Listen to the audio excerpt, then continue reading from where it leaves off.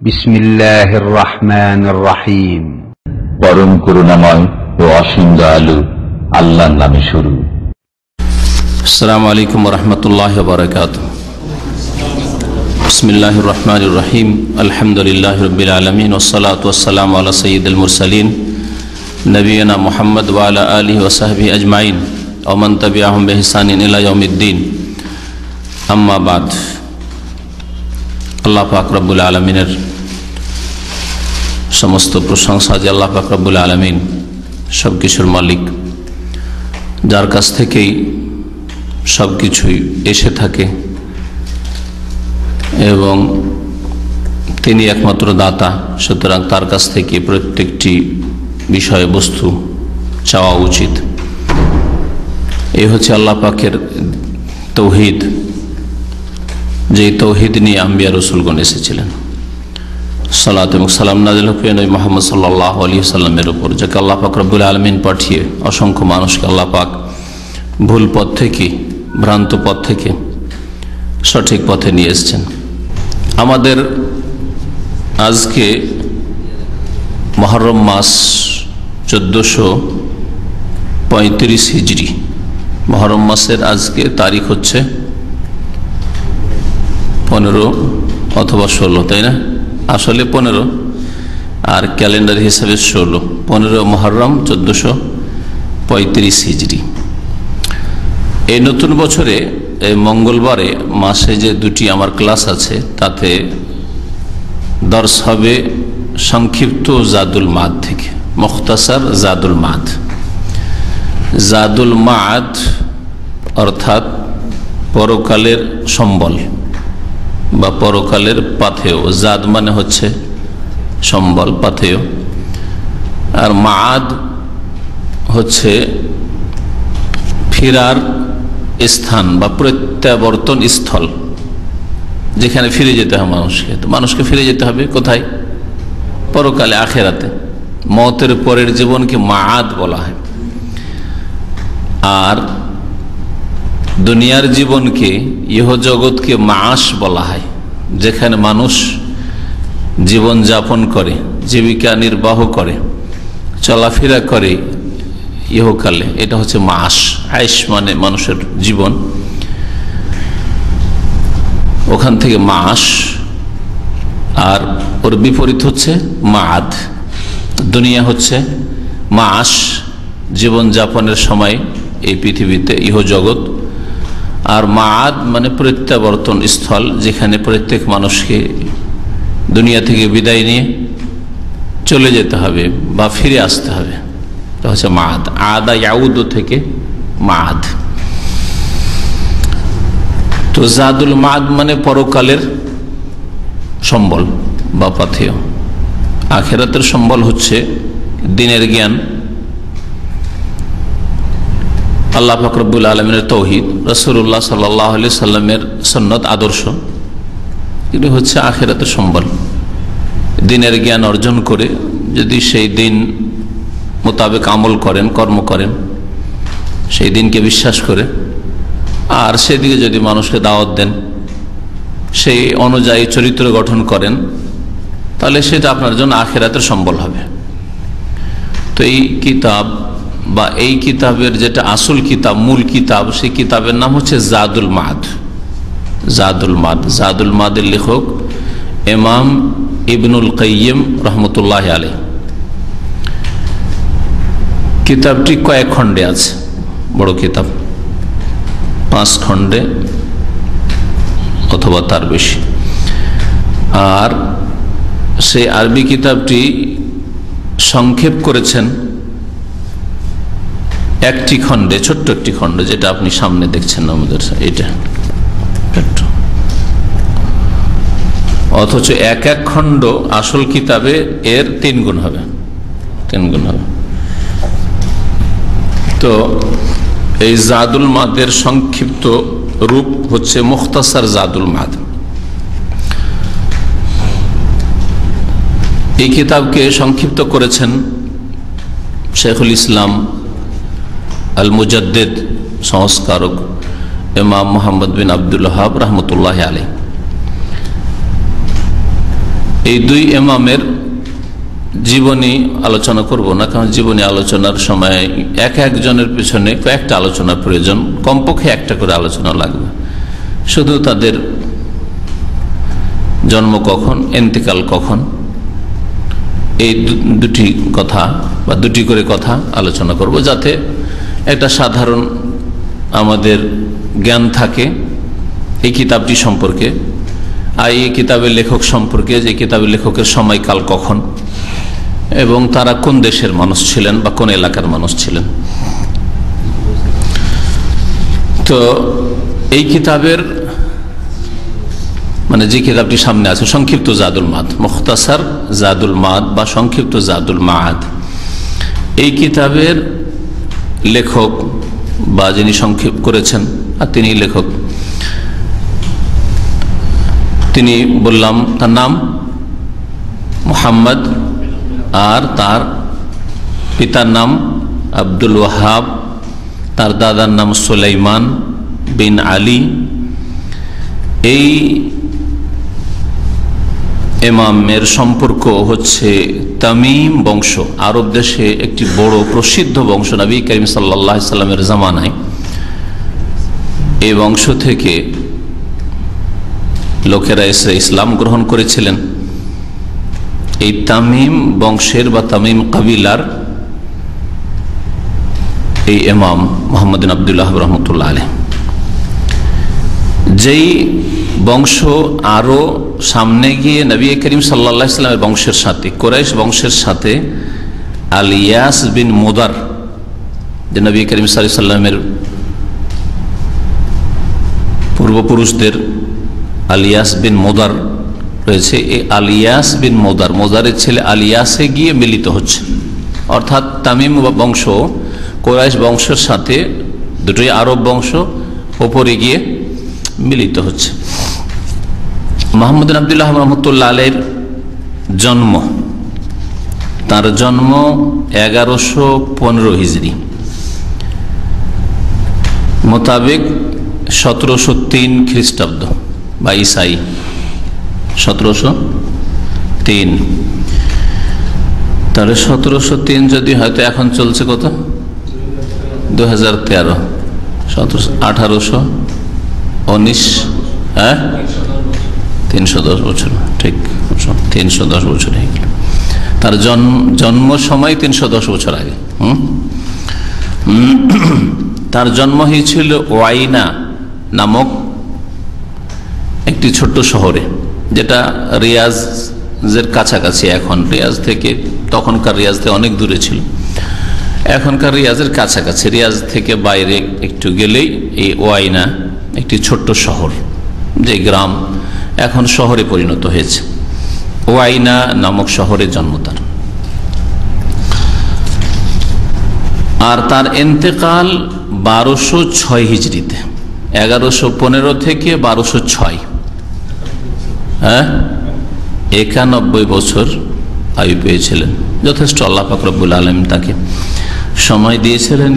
আর এই সময়টা আলহামদুলিল্লাহ তিনি তৌহিদ আর সুন্নতের খালিস নির্ভেজাল কোরআন হাদিস ভিত্তিক দাওয়াতে কাটিয়েছিলেন, এবং তার দাওয়াতে বড়ই আল্লাহ পাক বরকত দিয়েছিলেন।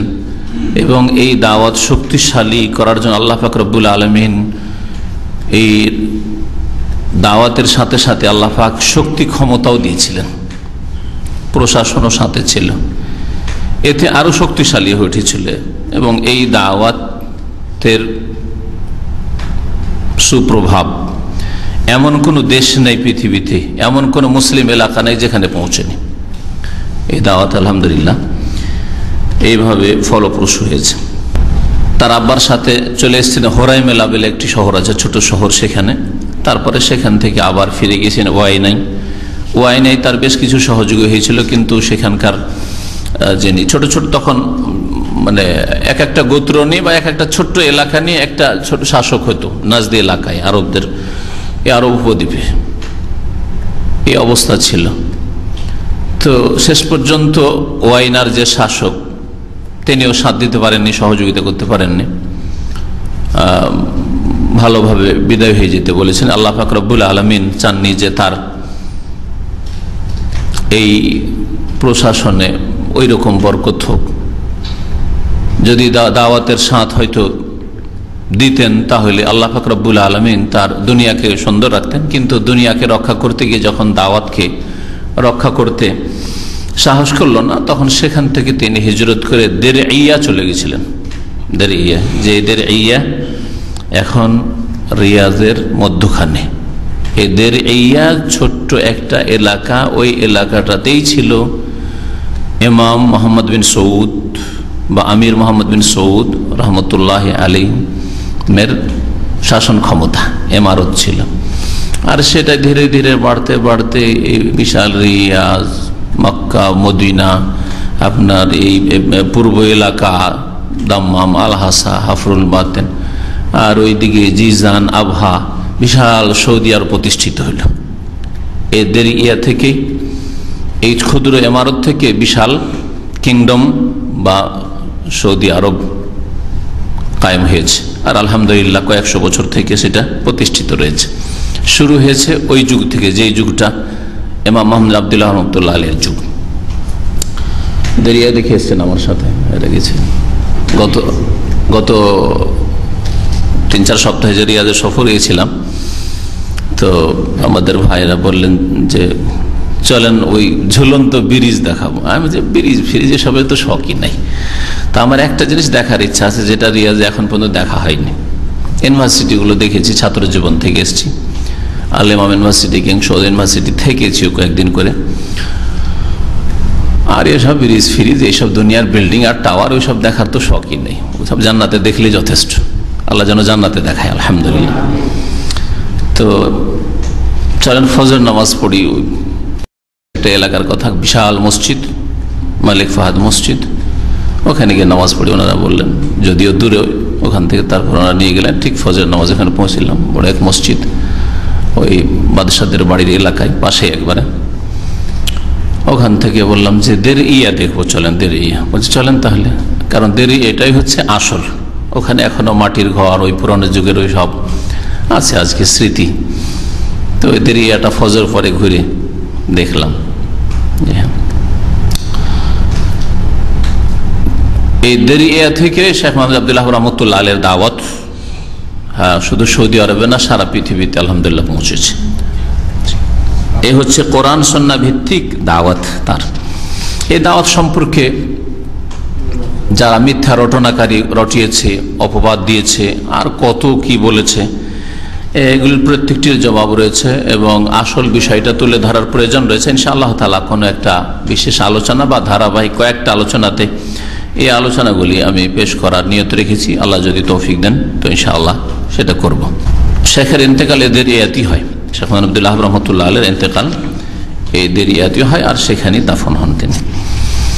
বাকি থাকলো এই কিতাবের যে আসল কিতাব জাদুল মাদ, জাদুল মাদের লেখক, হ্যাঁ, তিনি হচ্ছেন ইমাম ইবনুল কাইয়িম রহমতুল্লাহ আলাইহি। যদি এইভাবে বলেন তাহলে ইবনুল কাইয়িম বলবেন, ইবনুল কাইয়িম।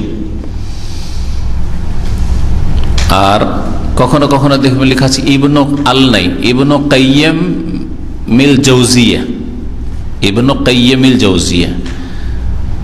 দামেস্কে এক মাদ্রাসা ছিল শাম দেশে, আল মাদ্রাসা আল জৌজিয়া, আল জৌজিয়া মাদ্রাসা। ওই মাদ্রাসার যিনি প্রতিষ্ঠাতা বা পরিচালক, কাইয়িম, কওমি মাদ্রাসাগুলি সম্পর্কে মোহতামিম বলে আমাদের দেশে, সেক্রেটারি বলেন, পরিচালক বলেন, তো ছিলেন ইবনুল কাইয়িম রহমতুল্লাহ আলাইহির বাবা। তো তাকে ইবনু কাইয়িমিল জৌজিয়া, মানে মাদ্রাসা জৌজিয়ার যিনি পরিচালক কাইয়িম, তার ছেলে এই ছিলেন ইমাম। জাদুল মাদের লেখক, জাদুল মাদ ফি হাদিয়ে খাইরিল ইবাদ, এই কিতাবের পুরো নাম হচ্ছে জাদুল মাদ ফি হাদিয়ে খাইরিল ইবাদ। শ্রেষ্ঠ বান্দার আদর্শ সম্পর্কে পরকালের সম্বল বা পরকালের পথে।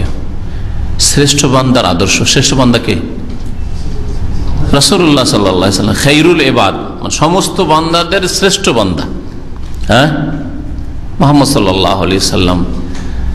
আর হাদিউন মাদা আদর্শ ফি হাদিয়ে খাইরুল ইবাদ, শ্রেষ্ঠ বান্দা মুহাম্মদ সাল্লাল্লাহু আলাইহি ওয়াসাল্লাম, তার আদর্শ সম্পর্কে, আখিরাতের সম্বল মানে আদর্শ সম্বলিত। এই ইমাম ইবনুল কাইয়িম রাহমাতুল্লাহ আলাইহি এর উপনাম আবু আব্দুল্লাহ, নাম তার মুহাম্মদ, তার নাম মুহাম্মদ ছিল। মুহাম্মদ বিন আবি বকর বিন আইয়ুব বিন সাদ বিন হুরাইজ আয-যারঈ আদ-দিমাশকি, দামেস্কের লোক ছিলেন। তার জন্ম কখন? তার জন্ম হচ্ছে 691 হিজরি, 691 হিজরি। বলছে সফর মাসে, ওলেদা ফি সাবে মিন সফর, সফর মাসের 7 তারিখ 691 হিজরিতে দামেস্কে তার জন্ম হয়। মোতাবেক 1292 ঈসাই। আর ইন্তেকাল হয় 751-তে, 751 হিজরিতে। তাহলে তার বয়স কত হয়? 60 বছর, 60 বছর বেঁচেছেন ইমাম ইবনুল কাইয়িম রাহমাতুল্লাহ আলাইহির বয়স 60 বছর। তার অনেক লিখনী রয়েছে, ইমাম ইবনুল কাইয়িম রাহমাতুল্লাহ আলাইহির অনেক লিখনী রয়েছে। তার অনেক ওস্তাদ ছিলেন বড় বড়, তার মধ্যে বিশেষভাবে উল্লেখ্য, যার বিশেষ প্রভাব ব্যাপক হারে পড়েছিল ইমাম ইবনুল কাইয়িমের জীবনীতে, তিনি হচ্ছেন ইমাম ইবনে তাইমিয়া রাহমাতুল্লাহ আলাইহি। মানে ইবনে তাইমিয়া রাহমাতুল্লাহ আলাইহি ইমাম ইবনুল কাইয়িমের খাস উস্তাদ, সারা জীবনটা সবসময় তার সাথে থাকতেন, এভাবে কাটিয়েছেন তিনি। ভালো ওস্তাদ না পেলে ভালো ছাত্র তৈরি হতে পারে না। আজকাল মাদ্রাসা এই হোক আর স্কুল কলেজে হোক, ভালো শিক্ষকই ভালো ওস্তাদ, ভালো ছাত্র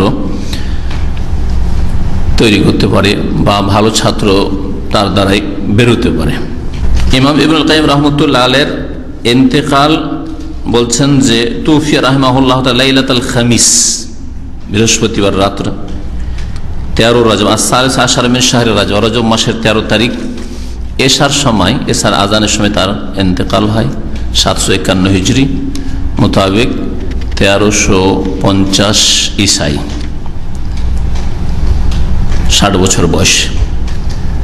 1350 থেকে তাহলে কয়শো বছর হয়ে গেল? অনেক আগে। হ্যাঁ, 751 হিজরি আর এখন 1434, তাহলে কাছাকাছি 700।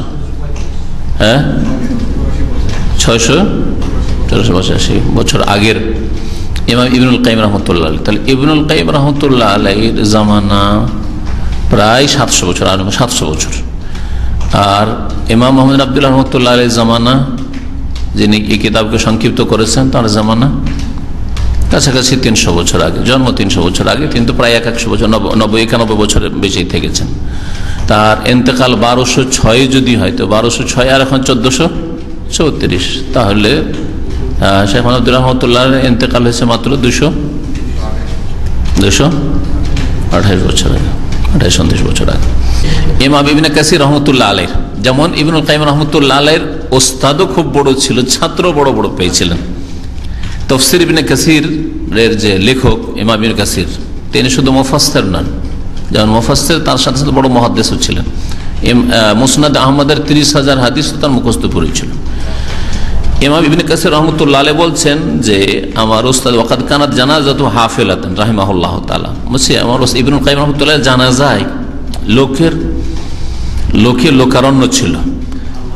আর শহরের যত বিশিষ্ট ব্যক্তিরা, শাহেদ আল কোদাত, বড় বড় কাজীরা, ধন সম্পদ, ব্যবসা বাণিজ্য, হ্যাঁ, ইন্ডাস্ট্রি, ফ্যাক্টরি, সব নিজেদের মধ্যে। নেতৃত্ব আসতে পারলে সব লুটে না, মানুষের স্বভাব। রব্বুল আলামিন আরহামুর রাহিমিন, রব্বুল আলামিন সবচেয়ে বড় ইনসাফকারী। এই যে আল্লাহ পাক রব্বুল আলামিনের হিকমতে আছে যে ভাগ বন্টন হোক। আপনি চেষ্টা করেন সাধারণ মানুষ, আপনার ঘরে অসাধারণ মানুষ পয়দা হইতে পারে, এটা আল্লাহ পাক রব্বুল আলামিনের হিকমত। আল্লাহ পাক সবাইকে ভাগ করে দিতে চান। আল্লাহ পাকের মনোনয়ন ছাড়া কিছু হয় না, তবে আপনাকে চেষ্টা করতে হবে। তার মানে এই না যে হাত পা ছেড়ে বসে থাকবেন, কর্মহীন কাজ করবেন না, ওই যে আল্লাহ যদি ভাগ্যে রাখেন, নসিবে রাখে আমার ছেলে মানুষ হইবে না, কখনো না, এইভাবে মানুষ হয় না। কিন্তু আল্লাহ পাকের কাছে উত্তম পন্থায় চাইতে হবে। মেহনত দুই রকম, একটা দোয়ার মেহনত হইতে হবে, আর একটা তরবিয়তের, মানুষ করা, গড়ে তোলার মেহনত হইতে হবে। শারীরিক পরিশ্রম, মানসিক পরিশ্রম আর দোয়ার পরিশ্রম, সব রকম পরিশ্রম হইতে হবে, আর তারপরে আল্লাহর উপর ছেড়ে দিতে হবে। এটা একটা দিক বলতে চাইছি এখানে। আর একটা কথা, আপনি আপনার সম্পর্কে ভাবতে পারেন না যে আপনার দ্বারা এতটুকু কাজ হইতে পারে। হয়তো আল্লাহ আপনাকে নির্বাচন করেছেন, নবী রসুল কেউ হবে না, কিন্তু নবী রসুলদের কাজগুলি আগে বাড়ানোর ক্ষেত্রে আপনি হয়তো স্কুল কলেজ ইউনিভার্সিটির পড়ার লোক, বা সাধারণ মানুষ, মাধ্যমিকও পড়েননি, কিছুটা অল্প স্বল্পই পড়েছেন, অল্প বিদ্যায়, এখান থেকে যা কিছু শিখেছেন এখান থেকে, কিন্তু আল্লাহ পাক হয়তো আপনাকে এই কাজের জন্য বাছাই করেছেন যে আপনার মাধ্যমে এমন কাজ হলো যেটা অনেক সময় অনেক ভালো আলেম যারা মাদ্রাসায় পড়ে যথেষ্ট এলেম ছিল তাদের দ্বারা কাজ হয়নি। আল্লাহ পাকের নির্বাচনে, মনোনয়নে তাদের নাম আসেনি, আপনার নাম এসছে। সুতরাং আপনি নিজেকে কখনো তুচ্ছ মনে করবেন না, হাকির মনে করবেন না, অযোগ্য মনে করবেন না। আপনার দ্বারা হইতে পারে, অহংকার নয়, আপনি হিম্মত করেন, পরিশ্রম করেন, চেষ্টা রাখেন, হতে পারে আল্লাহ পাক রব্বুল আপনার দ্বারা এমন কিছু কাজ নেবেন যেটা বড় বড় লোক দ্বারা হয়নি হয়তো। এই জন্য কখনো নিজেকে ওই রকম ছোট মনে করে হাত পা ছেড়ে দেবেন না, মেহনত করে যান। ছোট, আমরা সবাই ছোট, কিন্তু সবাইকে আমাদের মেহনত করতে হবে। কখন আল্লাহ পাক রব্বুল আলামিনের মনোনয়ন আপনার উপরে পড়ে যায় যে আপনাকে দিয়ে আল্লাহ পাক হয়তো অনেক কাজ নিলেন। এখানে এই বিষয়টি ভূমিকাতে উল্লেখ করেছেন লেখক রহমতুল্লাহ আলাইহি, বলছেন আলহামদুলিল্লাহ রাব্বিল আলামিন ওয়া আশহাদু আল্লা ইলাহা ইল্লাল্লাহু ওয়াহদাহু লা শারীকা লাহু ওয়া আশহাদু আন্না মুহাম্মাদান আবদুহু ওয়া রাসূলুহু। ওয়া বা'দ, আল্লাহ পাক রব্বুল আলামিনের প্রশংসার পরে আর আল্লাহ পাক রব্বুল আলামিনের তাওহীদের একত্বের শাহাদাত পেশ করার পরে মুহাম্মদ সাল্লাল্লাহু আলাইহি সাল্লামের রিসালাতের এবং তার উবুদিয়তের, আল্লাহ পাকের বান্দা এবং রাসূল হওয়ার শাহাদাত পেশ করার বলছেন ওয়া বা'দ, অতঃপর ফাইন্নাল্লাহু আল মুতাফাররিদ বিল খালকি ওয়াল ইখতিয়ার, আল্লাহ পাক রব্বুল আলামিন তার সৃষ্টিতে এবং তার মনোনয়নে, নির্বাচনে একক, মানে একাই তিনি সৃষ্টি করেন, তার সৃষ্টি করাই কেউ শরীক নাই, এবং আল্লাহ পাক যে বাছাই করেন, নির্বাচন করেন, সেটা একাই করেন, আর কেউ তাতে শরীক থাকে না, কেউ শরীক নেই। কিন্তু দুনিয়ার ক্ষেত্রে একজন নেতা, রাষ্ট্রনায়ক নির্বাচন করার ক্ষেত্রে অনেকের হাত আছে, তাই না? অনেকের হাত আছে, হয়তো যে আমরা সবাই মিলে ওকে পাশ করিয়েছি, এটা ছেলে মানুষ, আমরা সবাই মিলে মেহনত করেছি, মাও মেহনত করেছে, বাবা মেহনত করেছে। তারপরে মেহনত, শুধু মেহনতটাই করতে পারবেন, গন্তব্যস্থান পর্যন্ত পৌঁছে দেওয়া আপনার ক্ষমতাই নেই, টার্গেট পুরা করে দেওয়া আপনার কোনো শক্তির ক্ষমতাই নেই। রব্বুল আলামিন একক তার সৃষ্টি করাই, তার সৃষ্টি কেউ শরীক নেই, এবং তার বাছাই, নির্বাচনে কোনো শরীক নেই।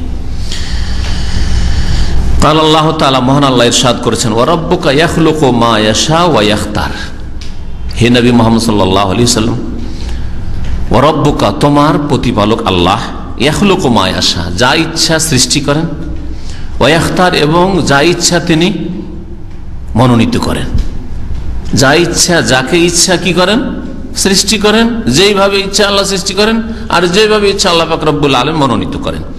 মা কানা লাহুমুল খিয়ারা, কোন মানুষের কোন শক্তির কোন ইখতিয়ার নেই, মনোনয়ন নেই, কোন মানুষের ক্ষমতা এটা নেই যে তারা কোনো কিছুর মনোনয়ন করবে। সুবহানাল্লাহ, আল্লাহ পাক সমস্ত ত্রুটি থেকে, দুর্বলতা থেকে পাক পবিত্র, তার পবিত্রতা ঘোষণা করি। ওয়া তাআলা আম্মা ইউশরিকুন, এবং আল্লাহ পাক রব্বুল আলামিন মানুষ যে শিরিক করে থাকে তা হতে তিনি ঊর্ধ্বে। আল্লাহ পাক তার অংশীদার হওয়া থেকে ঊর্ধ্বে, তার কোনো অংশীদার নেই। এবং আল্লাহ পাক রব্বুল আলামিনের সাথে যে মানুষরা শিরিক করে থাকে তা থেকে আল্লাহ পাক পাক পবিত্র, আল্লাহ পাকের কোনো শরীক নেই। সূরা কাসাসের আয়াত নম্বর 68। এখানে যে আল্লাহ পাক দুটি কথা বলেছেন, খালকের কথা, সৃষ্টির কথা, আর ইখতিয়ারের কথা। ইখতিয়ার মানে কি? ইখতিয়ার মানে হচ্ছে ইজতিবা, ইস্তেফা, মনোনীত করা, বাছাই করা, নির্বাচন করা। ওয়া কাউলুহু মা কানা লাহুমুল খিয়ারা, কোন মানুষের কোন ইখতিয়ার নেই। লাইসা হাযাল ইখতিয়ার ইলাইহি, মানুষের হাতে ছেড়ে দেওয়া হয়নি, যাকে ইচ্ছা আমরা যা পারবো বানিয়ে নেব, না, কামা আন্নাহুল মুতাফাররিদ বিল খালক, যেমন আল্লাহ পাক একাই সৃষ্টি করেছেন, ফাহুয়াল মুতাফাররিদ বিল ইখতিয়ার, ঠিক তেমনি তিনি মনোনীত করায় একক। ফাহুয়া আ'লামু বিমাওয়াকি ইখতিয়ারিহি, আল্লাহ পাক বেশি ভালো করে জানেন তার মনোনয়নের ক্ষেত্র সম্পর্কে, যে কোনখান থেকে নেব, কোন শহর থেকে নেব, কোন দেশ থেকে নেব, কোন গ্রাম থেকে নেব, কোন বাড়ি থেকে নেব, ওই বাড়িতে 5 ভাই আছে, 5 ভাইয়ের কোন ছেলেটাকে নেব, সব আল্লাহ পাকের ইখতিয়ার। কোনখান থেকে আল্লাহ পাক চয়েস করবেন, মনোনীত করবেন, এটা আল্লাহ পাক রব্বুল আলামিন সম্পর্কে বেশি জানেন। কামা ক্বালা তাআলা, যেমন আল্লাহ পাক রব্বুল আলামিন আরো বলছেন, আল্লাহু আ'লামু হাইসু ইয়াজআলু রিসালাতাহ, আল্লাহ পাক সর্বাধিক জ্ঞানী, আল্লাহ সবচেয়ে বেশি জানেন যে কোথায় তিনি তার রিসালাত পায়গাম রাখবেন। যতদিন পর্যন্ত নবী রসুল হওয়ার দরজা খোলা ছিল, কোন পরিবারে, কোন গোত্রে, কোন শহরে, কোন সময়, কোন কালে আল্লাহ পাক কোন স্থানে রসুল নবী পাঠাবেন, আল্লাহ পাক বেশি জানেন। আল্লাহ পাকের ইখতিয়ারে নবী রসুলদের দাওয়াত পৌঁছানোর ক্ষেত্রে কাকে যে আল্লাহ তৌফিক দেবে, একমাত্র আল্লাহ পাকের হাতে। নবী রসুল হবে না, কিন্তু নবী রসুলদের মিশন পৌঁছানোর জন্য মানুষ কিয়ামত পর্যন্ত একজন যাবে আরেকজন আসতে থাকবে, একজন যাবে আরেকজন আসবে, বহু লোক যাবে বহু লোক আসতে থাকবে, শুধু একজন না, অনেকেই যাবে। দুনিয়া থেকে অনেক আলেম বিদায় নিচ্ছে, অনেক দিনের খাদেম বিদায় নিচ্ছে, অনেক দিনের খাদেম পয়দা হচ্ছে। যতদিন পর্যন্ত আল্লাহ পাক রব্বুল আলামিন চাইবেন দ্বীন ইসলামের খেদমত নেওয়ার, আল্লাহ পাক এইভাবে মনোনীত করতে থাকবেন। সূরা আনাম আয়াত নম্বর 124। ওয়াকামা ক্বালা তাআলা, যেমন আল্লাহ পাক রব্বুল আলামিন ইরশাদ করেছেন কাফের মুশরিকদের জবাবে। মক্কার মুশরিকরা নবী করিম সাল্লাল্লাহু আলাইহি সাল্লাম যখন নবী হয়ে আসলেন তখন বলেছিল মুশরিকরা কি, যে কোরআন আল্লাহ যে নাজিল করবেন, ঠিক আছে নাজিল করবেন, ভালো কথা, আমাদের আপত্তি নাই, কিন্তু এই ইয়াতিম ছেলেকে দিতে হবে, এই গরিবের ছেলেকে দিতে হবে। আর দুইটা বড় শহর আছে, একটা তায়েফ শহরকে উদ্দেশ্য করেছে, আর একটা হচ্ছে মক্কা। 2 শহরের বড় বড় নেতা আছে, নেতৃস্থানীয় ব্যক্তিরা রয়েছে, তাদের পরিবার থেকে আল্লাহ বাছাই করবেন, কোরআন ওদের ওপর নাজিল হবে। এই গরিব ইয়েতিম যার বাপ নেই মা নেই, ওই ছেলেকে কি করে নবী হইতে পারে? ও আবার ওর ওপরে কোরআন আবার কিসের নাজিল হবে? এটা মানতে পারি না, অহংকার। আল্লাহ পাক ওই মর্মে ইরশাদ করেছেন, ওয়া কালু, আর কাফের মুশরিকরা বলেছিল, লাউলা নুজিলা হাযাল কুরআন আলা রাজুলিন মিনাল ক্বরিয়াতাইন আযীম, এই কোরআন কেন অবতীর্ণ করা হলো না আলা রাজুলিন মিনাল ক্বরিয়াতাইন, 2 জনপদ বা 2 শহর, ক্বরিয়া গ্রামকে বলে, শহরকে বলে, 2 জনপদ, 2 শহরের কোন এক বিশিষ্ট ব্যক্তির উপর, আলা রাজুলিন মানে আলা রাজুলিন আযীমিন, নাকেরা তাজিমের জন্য, কোন মহান ব্যক্তির উপর কেন নাজিল করা হইল না? ওই জন্য আলা রাজুলিন মিনাল ক্বরিয়াতাইন আযীম, আযীম আছে, আসলে এরকম আছে, আলা রাজুলিন আযীমিন মিনাল ক্বরিয়াতাইন।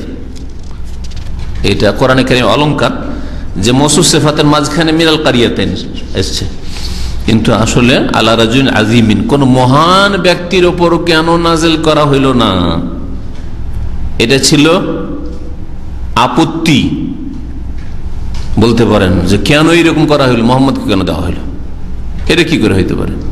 বা প্রস্তাব তাদের যে কোরআন যদি দিতেই হয় তাহলে কোন নেতার বাড়িতে নাজিল হোক, নেতার ছেলের কাছে আসুক।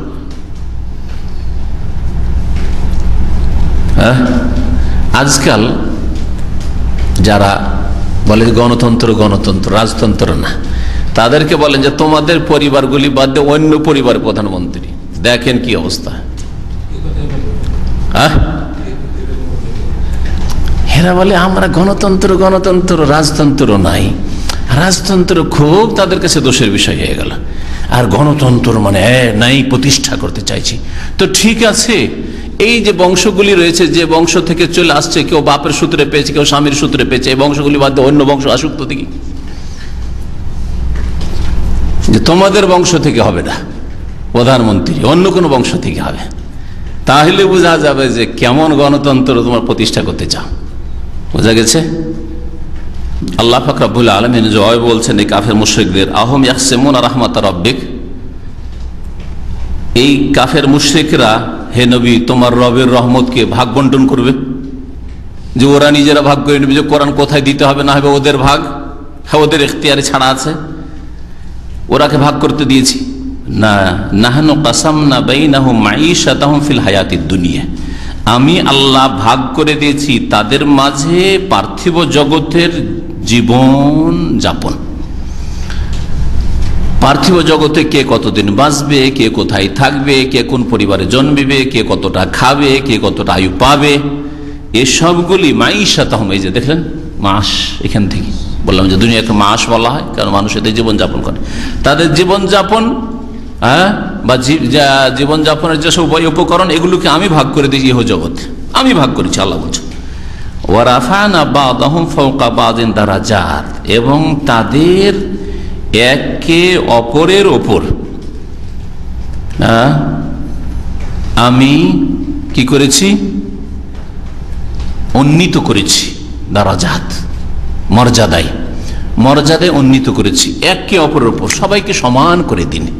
আমি যাকে ইচ্ছা ওপরে উঠিয়েছি, যাকে ইচ্ছা নিচে নামিয়েছি, সবাইকে সমান করে দিলে পৃথিবীতে বিপর্যয় সৃষ্টি হয়ে যেত, ফিতনা ফাসাদ সৃষ্টি হয়ে যেত, কেউ কারো অধীনে আসতো না, কেউ কারো কাজে আসতো না, এই জন্য পৃথিবীতে কলহ বিবাদ সৃষ্টি হইত, শান্তি কায়েম হতো না।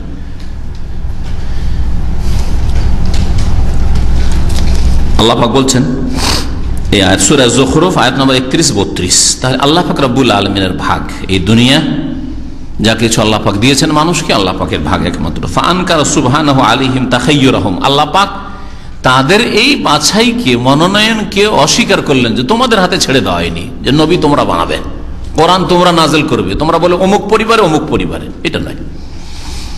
ওয়া আখবারা, আর জানিয়ে দিয়েছেন আন্না যালিকা ইলাল্লাযী কাসামা বাইনাহুম মাঈশাতাহুম, এটা একমাত্র তার হাতে রয়েছে যিনি তাদের জীবন যাপনকে ভাগ করে দিয়েছেন বা জীবনের উপায় উপকরণকে ভাগ করে দিয়েছেন। ওয়া রাফা বা'দাহুম ফাওকা বা'দিন দারাজাত, আর যিনি একে অপরের উপর প্রাধান্য দিয়েছেন।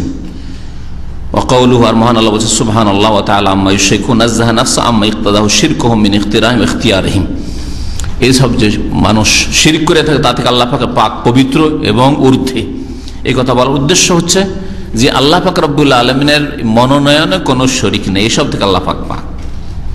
তাদের প্রস্তাব নিয়ে আল্লাহ করবেন, হ্যাঁ তাদের বাছাই চলবে, মনোনয়ন চলবে না। ওয়ালাম ইয়াকুন শিরকুহুম মুতাযাম্মিনান লিইসবাতি খালিকিন সিওয়াহু হাত্তা ইউনাজ্জিহা নাফসাহু আনহু, তাদের শিরক এরকম ছিল না যে আল্লাহকে বাদ দিয়ে তারা অন্য খালেক মনে করত। ওয়াল আয়াতু মাযকুরাতুন বাদা কাউলিহি, তার আগে আরেকটি আয়াত রয়েছে ফাআম্মা মান তাবা ওয়া আমানা ওয়া আমিলা সালিহান ফাআসা আন ইয়াকুনা মিনাল মুফলিহিন, সূরা কাসাস আয়াত নম্বর 67 তে আল্লাহ বলছেন যে যারা তওবা করবে, ঈমান নিয়ে আসবে আর সৎকর্মশীল হবে, আশা করা যায় তারা সফল কামদের অন্তর্ভুক্ত হবে।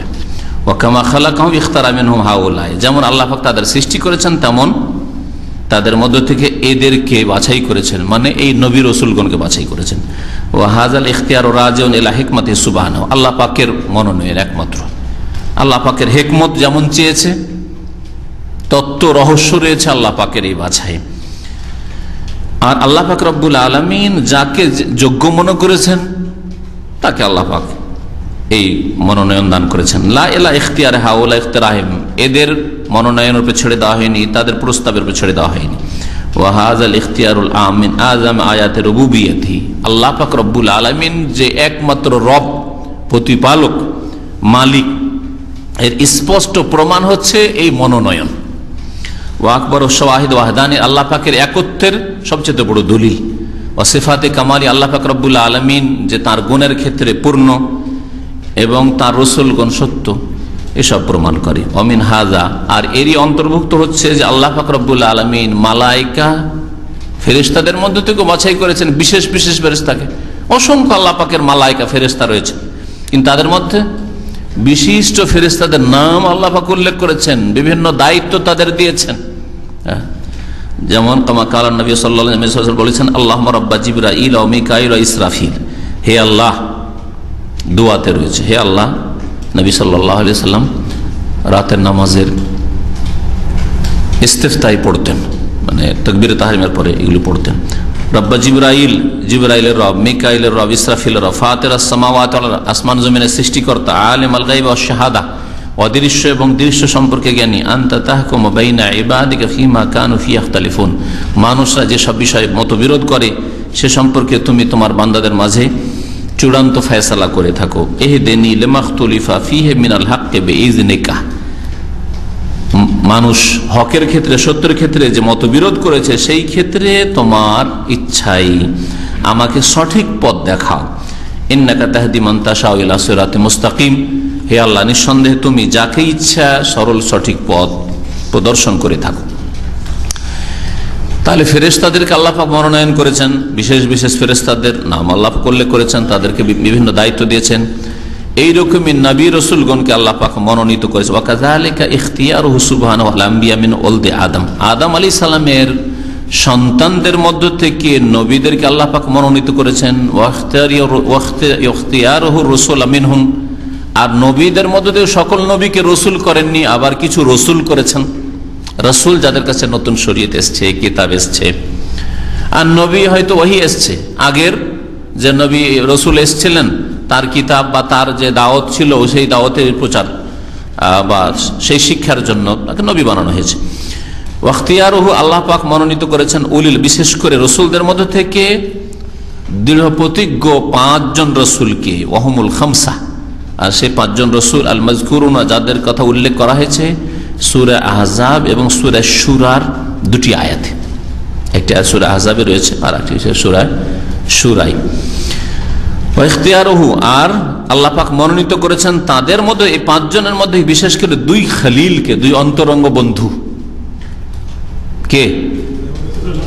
ইব্রাহিম আলাইহিস সালাম আর মুহাম্মদ সাল্লাল্লাহু আলাইহি ওয়াসাল্লাম কে। 5 জন রাসূলকে উলুল আজম যাদেরকে বলা হয়েছে, আল্লাহ পাক তাদেরকে উলুল আজম বলে। ফাসবির কামা সাবারা উলুল আজমি মিনার রাসূল, হে নবী তুমি ওইভাবে ধৈর্য ধারণ করো যেমন দৃঢ় প্রতিজ্ঞ দৃঢ় সংকল্পের অধিকারী রাসূলগণ ধৈর্য ধারণ করেছেন।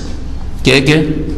নূহ আলাইহিস সালাম, ইব্রাহিম, মূসা, ঈসা, মুহাম্মদ সাল্লাল্লাহু আলাইহি সাল্লাম। এই 5 জনের মধ্যে 2 জন খলিল, আল্লাহ পাকের খলিলাইন। আল্লাহ পাক রব্বুল ইন্নাল্লাহ ইত্তাখাযানি খলিলা কামা ইত্তাখাযা ইব্রাহিমা খলিলা, যেমন নবী করিম সাল্লাল্লাহু আলাইহি ওয়াসাল্লাম হাদিসে রয়েছে, এই হাদিসে আল্লাহ পাক আমাকে খলিল অন্তরঙ্গ বন্ধু হিসাবে গ্রহণ করেছেন, যেমন ইব্রাহিম আলাইহিস সালামকে অন্তরঙ্গ বন্ধু খলিল হিসাবে গ্রহণ করেছেন।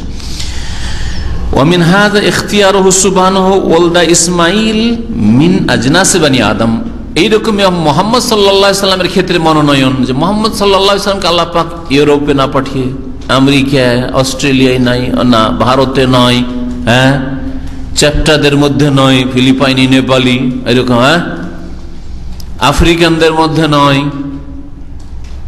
অনারব নয়, আরবি, আর আরবির মধ্যে আদম আলাইহিস সালামের আওলাদ বা সন্তানদের মধ্যে ইসমাইল আলাইহিস সালামের বংশে আল্লাহ পাক মনোনীত করলেন।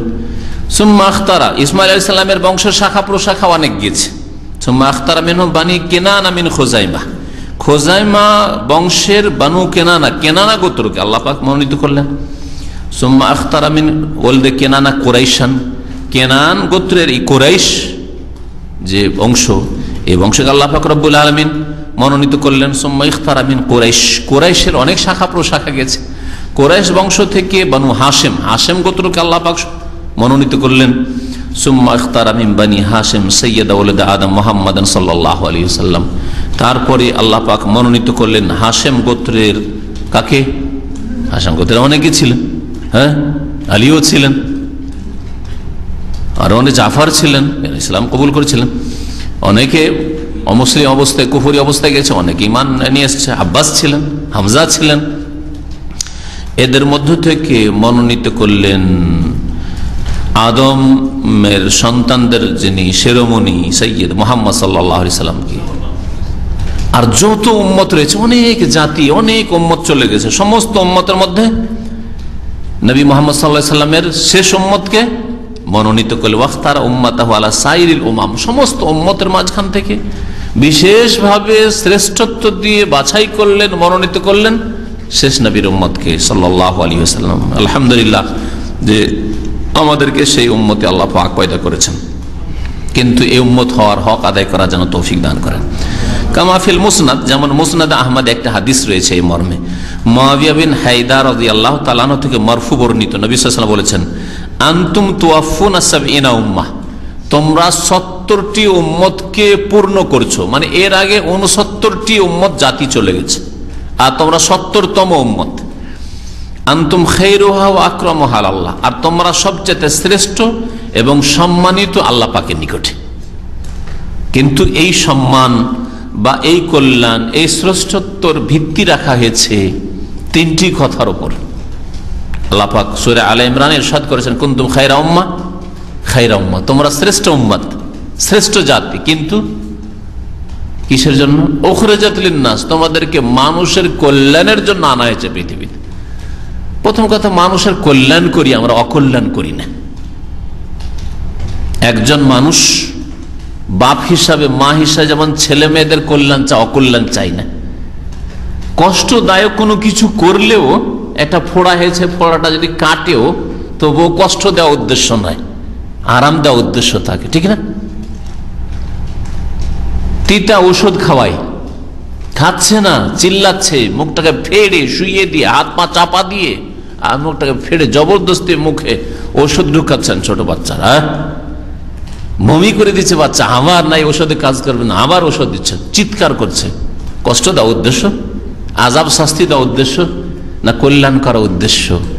ঠিকই তেমনই শরীয়তের বিধিবিধানে, দণ্ডবিধানে যে রয়েছে, চোরের হাত কাটো, হ্যাঁ, পেশাস খুন করেছে একে হত্যা করো, হত্যার বদলে হত্যা, জেনা করেছে বিবাহিত, রজম করো, হ্যাঁ, জেনা করেছে অবিবাহিত, সুতরাং একে 100টা বেত্রাঘাত করো। কষ্ট তো হচ্ছে, কিন্তু এই কষ্টগুলি ওই তিক্ত ওষুধ দেওয়ার মতো, অথবা শরীরে রোগ ভালো করার জন্য অস্ত্রোপচার, অপারেশন করার মতো, লাখ লাখ টাকা খরচ করে বিদেশে নিয়ে গিয়ে অপারেশন করে আসছে,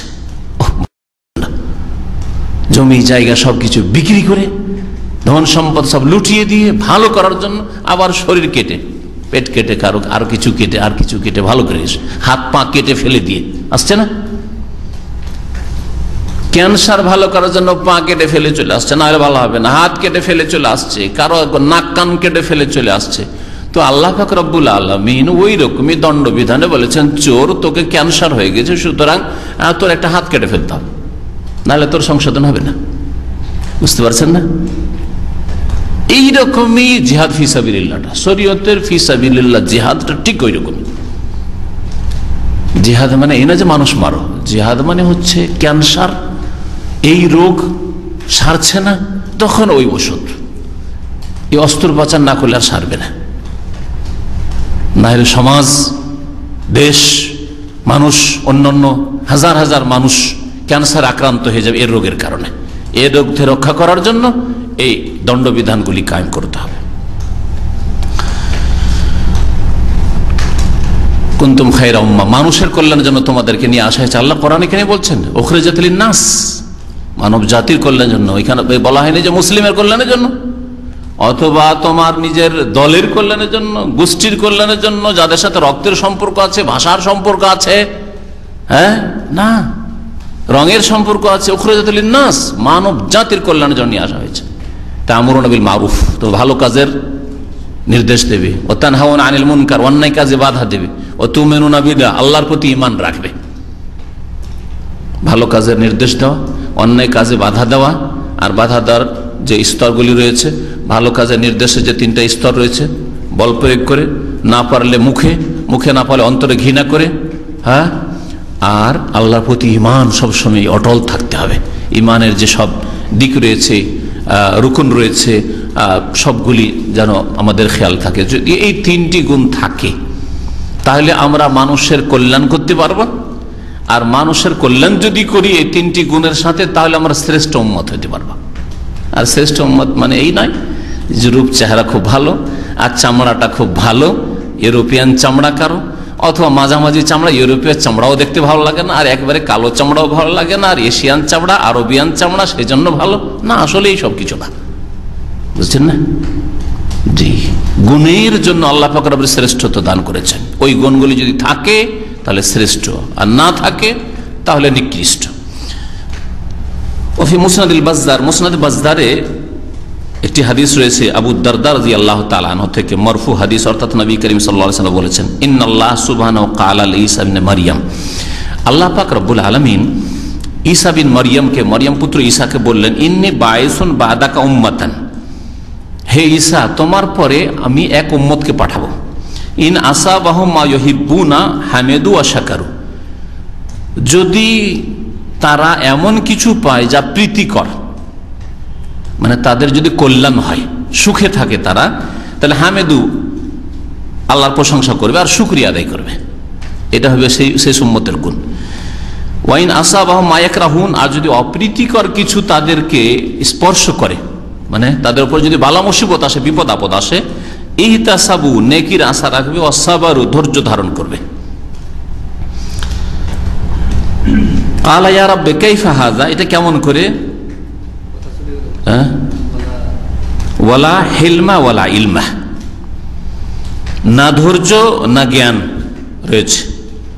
তখন জিজ্ঞেস করলেন ঈসা আলাইহিস সালাম যে, হে রব, কাইফা হাযা, এটা কেমন করে? ওয়ালা হিলমা ওয়ালা ইলম, ধৈর্য না আর ইলম নাই, মানে তাদের নিজের কোনো ধৈর্য নাই আর নিজের কোনো ইলম নাই তাদের, তাহলে কেমন করে? ধৈর্য যদি না থাকে মানুষের, যদি জ্ঞান না থাকে, তাহলে এটা কেমন করে হবে? কালা উতিহিম মিন হিলমি ওয়া ইলমি, আমি তাদেরকে দান করব আমার ধৈর্য থেকে এবং আমার জ্ঞান থেকে, অর্থাৎ আমার পক্ষ থেকে তাদেরকে ধৈর্য ধারণের তৌফিক দেব, ধৈর্য ধারণ করবে, আর আমি তাদেরকে আমার প্রদত্ত জ্ঞান দেব, আমার শরীয়তের জ্ঞান দেব, দ্বীনের জ্ঞান দেব, তাদের নিজের জ্ঞান নয়, বরং আমার দেওয়া জ্ঞান এবং আমার দেওয়া ধৈর্য তারা ধারণ করবে যদি বিপদ আপদে পড়ে, আর যদি সুখ পাই তাহলে তারা প্রশংসা করবে, আল্লাহ পাকের শুকরিয়া আদায় করবে। লাইন শাকারতুম লাযিদান্নাকুম, আল্লাহ পাক সূরা ইব্রাহিমের আয়াত নম্বর 7 ইরশাদ করেছেন,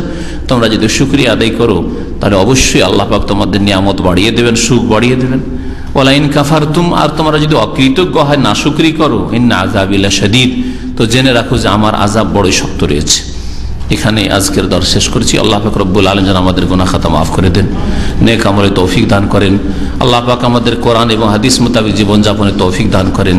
আল্লাহ পাক রব্বুল আলামিন যেন আমাদের ওপর রাজি হয়ে যান। আল্লাহ পাক আমাদেরকে যেন দুনিয়াতেও সুখে রাখেন, বালা মুসিবত থেকে বাঁচিয়ে রাখেন। আল্লাহ পাকের শুকরিয়া জ্ঞাপনে যেন তৌফিক দান করেন যথাযথ, আর আখিরাতে আল্লাহ পাক রব্বুল আলামিন আমাদের সকলকে যেন জান্নাতুল ফিরদাউস দান করেন। সুবহান রাব্বিকা রাব্বিল ইজ্জাতি আম্মা ইয়াসিফুন ওয়া সালামুন আলাল মুরসালিন ওয়া আলহামদুলিল্লাহি রাব্বিল আলামিন।